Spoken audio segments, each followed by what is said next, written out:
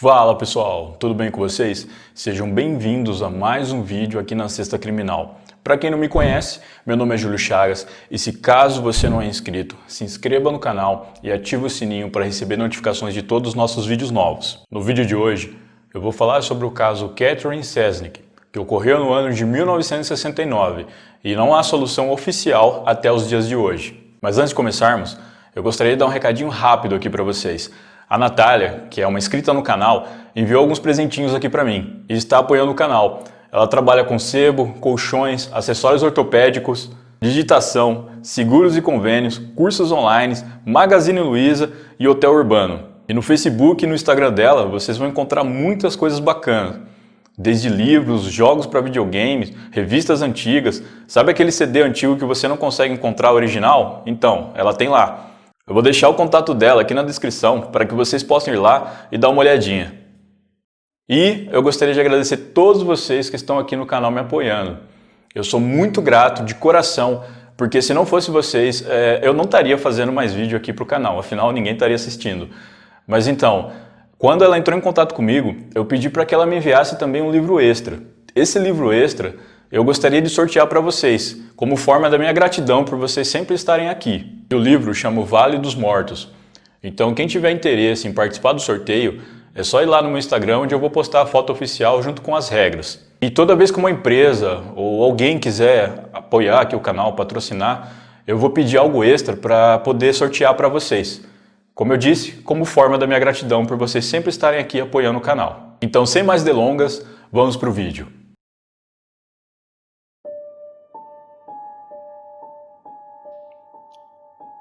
Catherine Anne Cesnik nasceu em 17 de novembro de 1942, na cidade de Pittsburgh, no estado da Pensilvânia, Estados Unidos.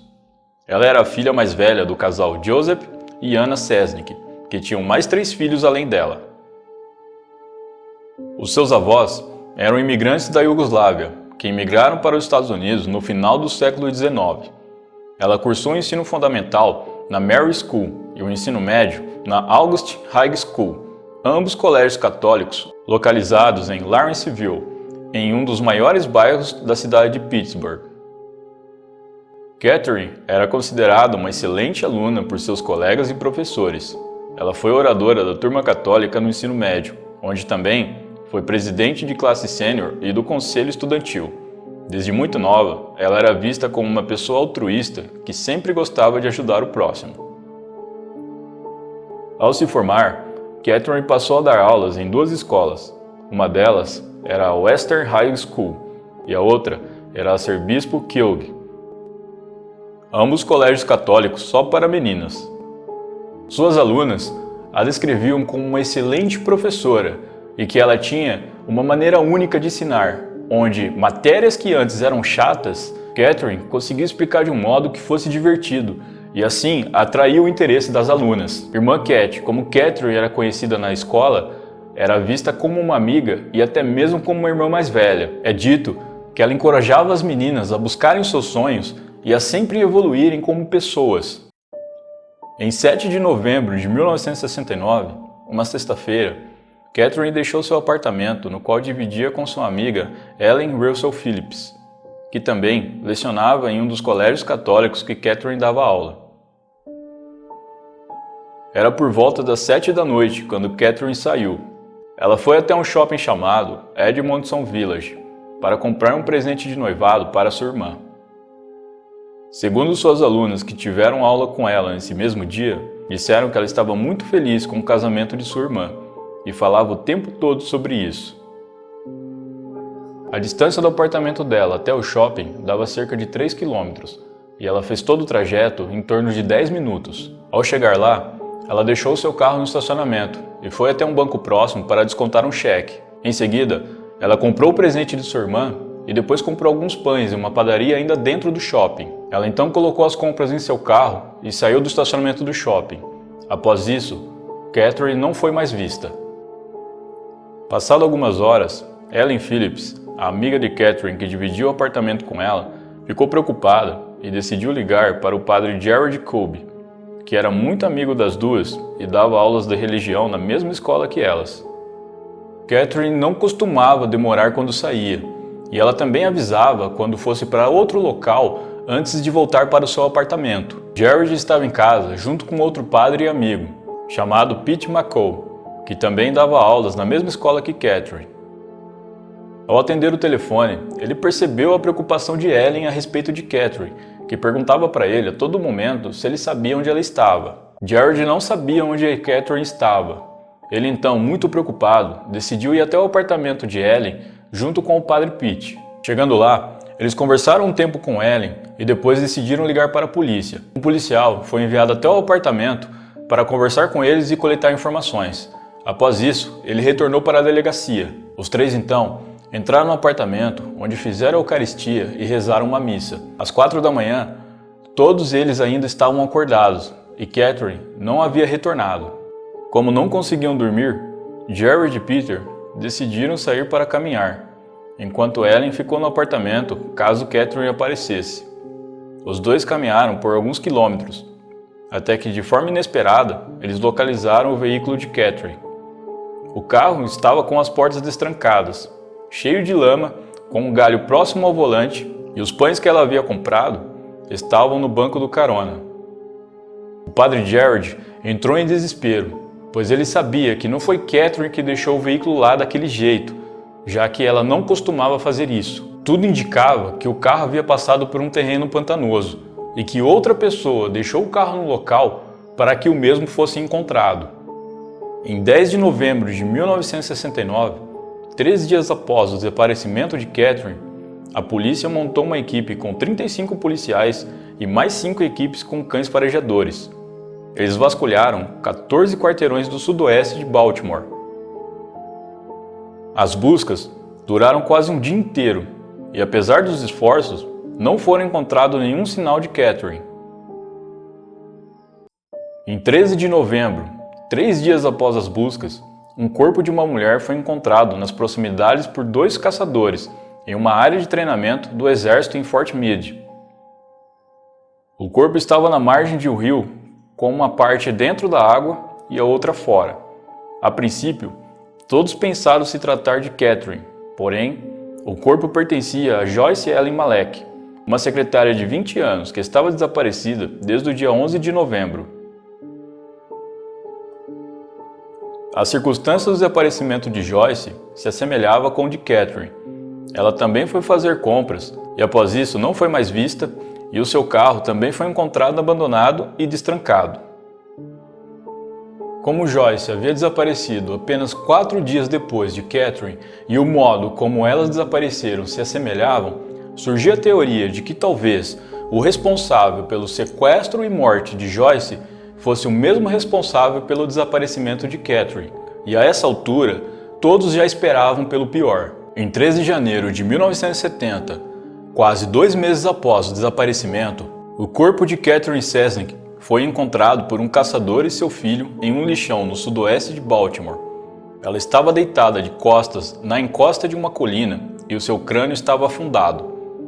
Uma autópsia foi realizada pelo médico legista Werner Spitz, que é bem renomado nos Estados Unidos, onde o mesmo já trabalhou nos casos do presidente John Kennedy e do líder ativista Martin Luther King. A autópsia revelou que Catherine morreu de uma hemorragia intracerebral, após uma fratura no crânio causada por um golpe na têmpora esquerda com um objeto contundente. Uma grande investigação se deu início. A polícia já estava investigando o caso de Joyce Malek e agora que localizaram o corpo de Catherine, eles tinham mais provas. Muitas questões foram levantadas. Uma delas era o fato de que o veículo de Catherine não foi abandonado em um local que não pudesse ser visto. Mas muito pelo contrário, ele foi abandonado em uma área onde todos podiam ver e que inclusive ficava próximo do apartamento da vítima. E quem quer que fosse o criminoso, ele conhecia muito bem a área de Baltimore. Todos acreditavam que a polícia estava avançando nas investigações e que logo o culpado ou os culpados seriam presos. Porém, apesar deles agora estarem com o corpo de Catherine, eles não tiveram grandes avanços e os crimes permaneceram sem solução. Em 1995, 25 anos após o crime, algo inesperado aconteceu e, de certo modo, ajudou no quebra-cabeça que era o crime. Algumas alunas da escola Arcebispo Kilg, onde Catherine dava aulas, denunciaram os padres Joseph Maskell e Neil Magnus por abuso sexual e aliciamento de menores. Essas mesmas alunas disseram que a professora Catherine Sesnick foi a única que percebeu o que estava acontecendo e foi até uma delas e perguntou se os padres a estavam machucando. Como a resposta foi positiva, Catherine decidiu que iria até a Arquidiocese de Baltimore para fazer uma denúncia formal, mas ela foi assassinada antes. Uma das alunas ainda afirmou que o padre Joseph a levou até um local de mata fechada no dia 9 de novembro de 1969, 2 dias após o desaparecimento de Catherine. Lá, o padre Joseph teria mostrado para ela o corpo da vítima e falado: "Você viu o que acontece quando se diz coisas ruins sobre os outros?" Mesmo com depoimento de várias alunas e testemunhas que afirmavam esse fato, a polícia não quis investigar mais a fundo, pois alegavam que não haviam evidências físicas que ligassem os padres Joseph e Neil ao crime. Muitos acreditam que há um acobertamento para proteger os padres, e até onde se sabe, é realmente o que parece. A Arquidiocese de Baltimore pagou uma indenização de $500 mil em um acordo com as alunas que foram abusadas pelos padres. Em 2001, o padre Joseph morreu devido a um derrame.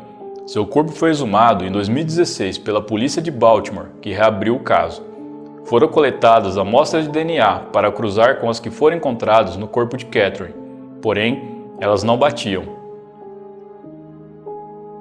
A porta-voz da polícia disse que isso não excluía o padre de estar envolvido no crime, já que se acredita que outras pessoas participaram e ele poderia ser o mandante, assim não tendo contato físico com a vítima.